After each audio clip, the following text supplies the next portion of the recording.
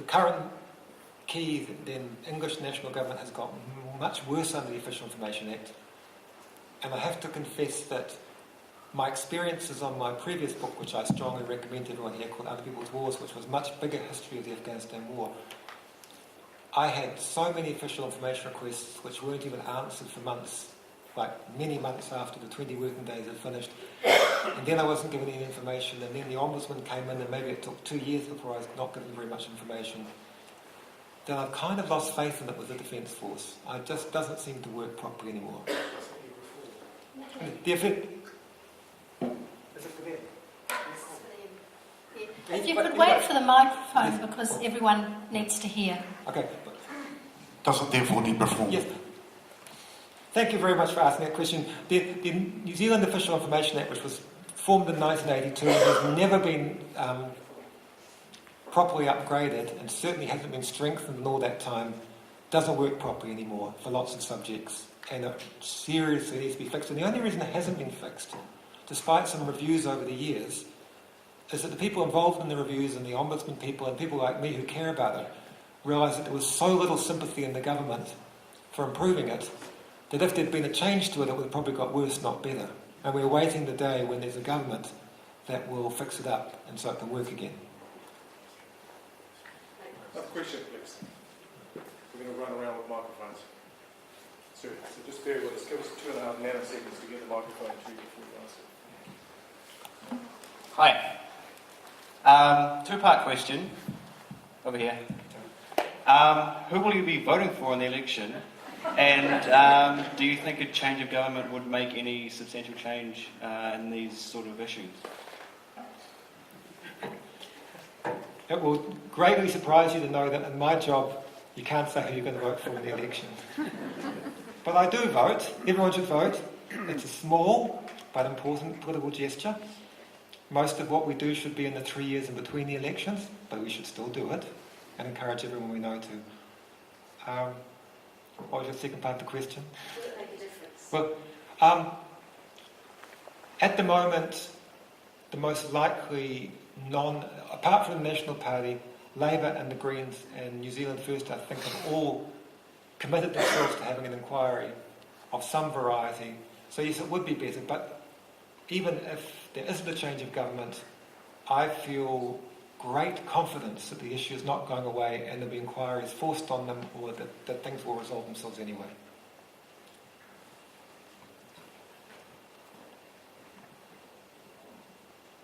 Given that it's only the 3rd of May and the new Defence Minister has only been in the job 3 days, and you'd already written about Mark Mitchell and dirty politics, how do you think he's likely to respond to this issue? Of course, it's an issue, it's bigger than an issue. I'll tell a little story this is from Dirty Politics, for those who haven't read it. There was a chapter in Dirty Politics which was about the operations that the attack bloggers had, the paid operations, where they were, this wasn't the ones where they were attacking public health people, or where they were attacking the other parties with their blogs written in the Prime Minister's office and John Key's office. This is the one where they were making money when a safe seat came up in the National Party. So like, a long-term MP in one of the National Party, a seat which was always voted national, had stood down, and the person who got selected to run as a candidate in that seat was basically guaranteed a place in Parliament for life if they wanted it. So these were plum parliamentary positions that were on offer when the selection was coming up, when the last MP had gone out. And when these came up, one of these money-making schemes run by the attack bloggers was that they would be paid by one of the candidates who wanted to get it and viciously smear and undermine all the other candidates for it and discredit them and humiliate them and sort of make them wish that they weren't standing there at that seat by all kinds of unscrupulous, typically normal standard procedures, unscrupulous personal attacks. And one of them, the story which I had the best documentation for, was one north of Auckland where the person who was the client was called Mark Mitchell, who's now the MP for that area because he won the candidacy. He's there for life. And the point of the question was he's now the Minister of Defence. And so this means two things. One, I don't think he's going to have any sympathy from me or anything I've written for the rest of my life. But the other is that you might like to find out more about him because he'd arrived back in New Zealand and presumably paid a lot of money, although we never saw the receipts, for this smear campaign to get himself into Parliament. But where he'd come from was running a military, basically a mercenary company in Iraq and in the Middle East. So the new Minister of Defence comes from the very militarist end of the scale.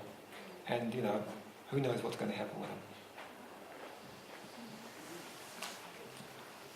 Thank you for the presentation. Just wanted to pick up on your point around the challenges that you face with the potential for power imbalance between elected leaders and the military, in that quite often, as you said, the military can have quite a lot of influence and perhaps an inordinate influence in that relationship.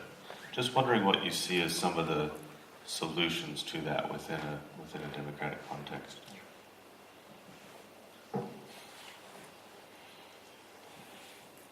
For everyone here, it's actually a really hard question. This is about what's wrong with the thinness of New Zealand democratic decision making, actually, because we don't have an upper house. We don't have a constitution. We don't have a whole lot of things that other countries have, which are a check on the power of the cabinet, of the executive. In other words, we've got a country where a small number of people who are dominant in the cabinet can decide what the cabinet does, which decides what the governing party caucuses do, which decides what the parliament does, and they basically rule as a relatively, more or less like an elected dictatorship for the period that they're in power. But what about, so that's the basic problem, which means that we need to stop having such a thin political system. We need to actually address quite major structural things going on here in different ways. But what about when you've got a system which is set up which is extremely executive-based, and then the executive end doesn't work because the ministers are scared of the department. In other words, so your only line of defence is some minister who doesn't even know what's going on, or is kind of slightly scared of them, or is bored because it's always a he, has got several other, nearly always he, several other portfolios. It's a really serious problem. So the obvious thing to say, but I don't think this solves it, is that we need politicians with more guts. I mean, that's the first thing, but it just doesn't work enough. In the book, I propose things like that there's something like an ombudsman or like the Inspector General of Intelligence and Security who gets put inside the Defence Force. I also suggest that they get rid of that they have to substitute their small army of PR people and replace them with information officers who put out information that can go to the public. In other words, if the government systems don't work, you actually need to have the rest of civil society and the rest of your society working, which is like enabling the media to find out what's happening, enabling researchers and academics to find out what's happening. In other words, opening it up enough so that even if the minister's not doing the job, at least someone else might be doing the job. So it's in that realm, which is a familiar realm of many subjects in New Zealand politics at the moment, of needing to upgrade the democratic infrastructure. Directly, I mean, it would be wonderful as a direct way of making ministers better, but if you can't make the ministers better, then upgrading the stuff around that, like the transparency and the ability for other people to hold them accountable. It's not a magnificent solution, but it's the kind of steps we've got. May I make a little defence of our New Zealand Defence Forces? A son of mine had a contract, a voluntary job in Timor-Leste, working as a civilian, but he got a very good reception from the local people because of good behaviour of our troops there. Good on them. Yeah, thank you. So what you're saying is a good word for the New Zealand troops who've done very well in East Timor. I agree. But what I would argue is that one of the ways that you, just like with the police or with a school or with whatever public institution it is, the way that you have good institutions is that you're willing to criticise them and fix things when stuff goes wrong. But that shouldn't be a generalised attack on everyone in there, and it doesn't need to be. Because we accept that things go wrong in all other parts of life, and all other parts of government and things, And that doesn't write off all the staff and the whole organisations. It just is that you have to fix things. So thank you. Thank you. I'd firstly like to acknowledge that we're here this evening based on the sacrifices of those we remember on Anzac Day. So picking up that particular latter point you made. Two issues, though, that strike me. Clearly you made reference to nominations for death lists being made by some nebulous group of SAS individuals, presumably. You have authoritative references to that? Can I answer this one first, because I won't remember it otherwise? Yeah.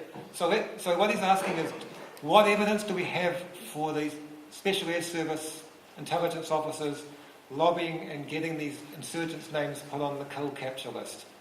Well, I can tell you about this. First of all, people were involved in that Process. People who were involved in the process, or literally involved in the process, told us chapter and verse and named the people that were on it. But then my colleague John Stephenson, who has remarkable contacts in Afghanistan, went to local authorities to see if he could get some documentation. The name of this list, it's got one of those American, completely meaningless names. It's called JPIL, the Joint Prioritised Effects List. Sounds like killing, doesn't it? But Damage control, collateral damage. oh, it's a target list for people that they want, the Taliban leaders that they want to rub out, basically. And he was able to view a copy of a 2010 version of the JPIL list and write in his notebook the entries, which we then typed and put as an appendix in the back of the book. So it's about as solid evidence as you could conceivably get. Next question? And the follow-up question then becomes, that particular operation you've identified as a retaliatory operation, a revenge operation. You can confirm that that was instituted by SAS, the New Zealand group specifically, and that they were totally in charge of the combined operation of the Allied forces involved. Yeah, excellent question again. So while I was researching this and we gradually got more and more sources, one of the things I wondered about was maybe this was under the US commanders, maybe the Americans did most of the work, whatever it was. So obviously that you wonder these things. What we confirmed without any doubt at all, and it's actually been confirmed by the Chief of Defence Force in the course of his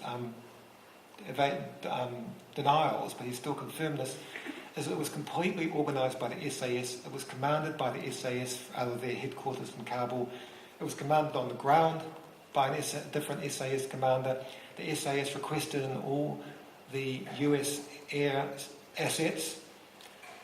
There was a New Zealand SAS air controller who directed the US air assets and everything that they did. The New Zealand SAS had collected the intelligence. The New Zealand SAS wrote the post-activity reports. It was completely a New Zealand SAS operation, yes. So access to that post-operational report, presumably somewhere in Wellington or wherever it is, you've had access to? No, I don't have access to that report. I've had somebody describe it to me and tell me what's in it, but it will await a review before we actually see a hard copy of it.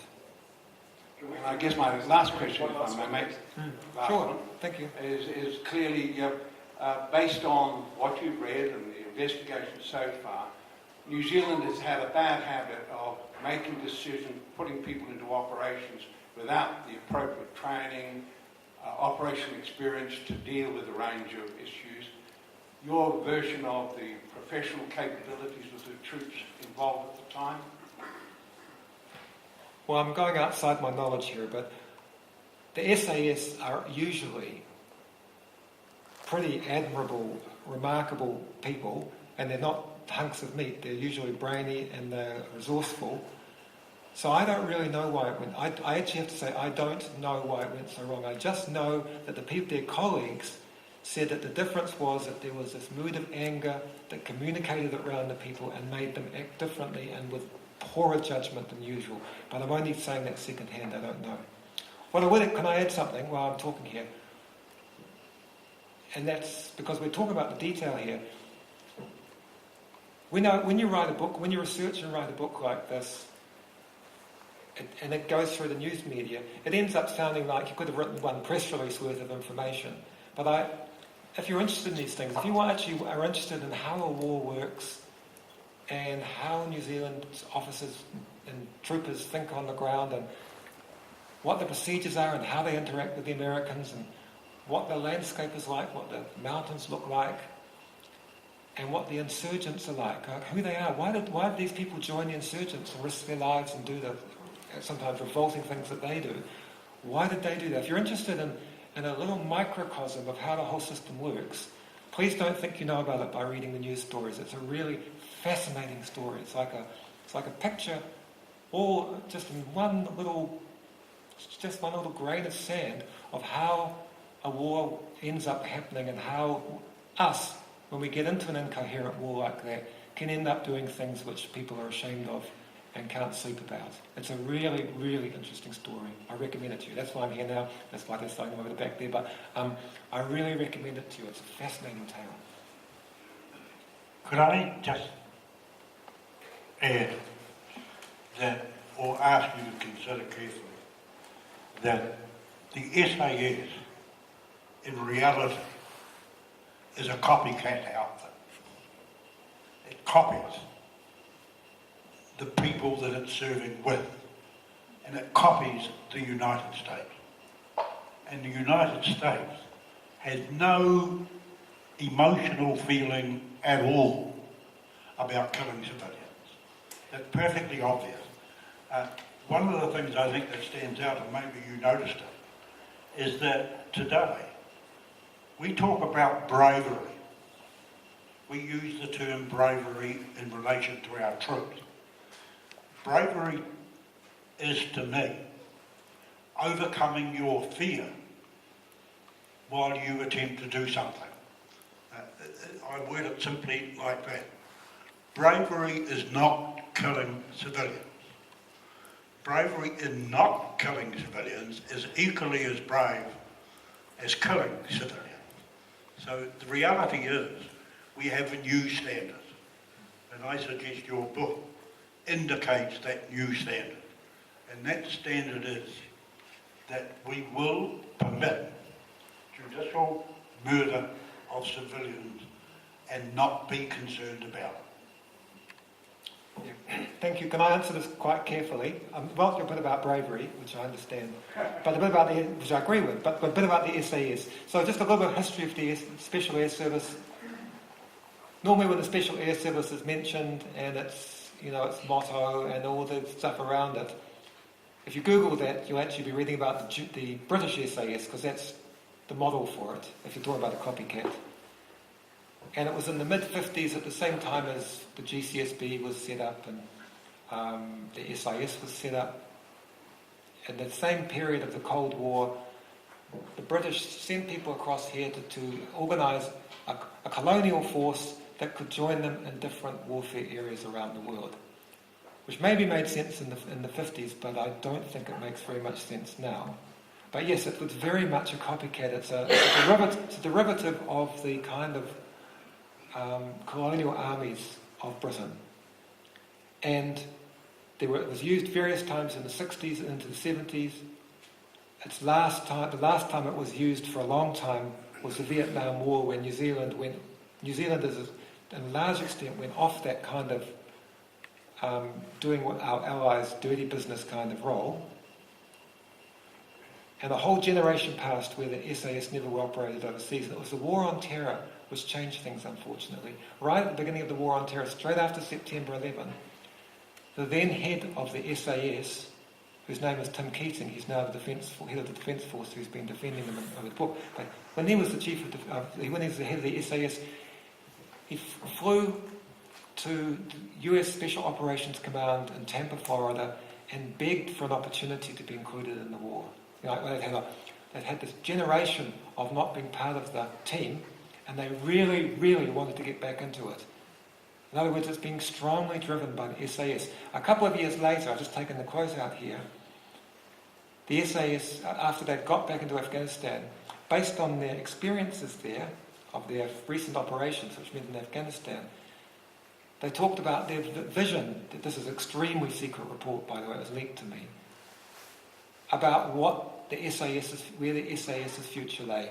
And what they said was that the SAS's primary future role would be, quote, to integrate seamlessly into a coalition with other Tier 1 special forces. We have to understand this Tier 1 as this vanity and also this sort of colonial term which means the English-speaking allies. It says, quote, the US recognises New Zealand as one of only 5 countries, the US, UK, Canada, Australia and New Zealand, having Tier 1 special forces. And the SAS will be able to operate globally as part of a coalition package. Now this is the big underlying question when you see something that's gone wrong like this, is whether we want to maintain a force whose role, whether New Zealanders want to, with our values, our place in the world, what we believe in, whether we want to maintain a force which has as its primary driving purpose to be able to integrate seamlessly into future wars like the one in Afghanistan alongside the Five Eyes allies.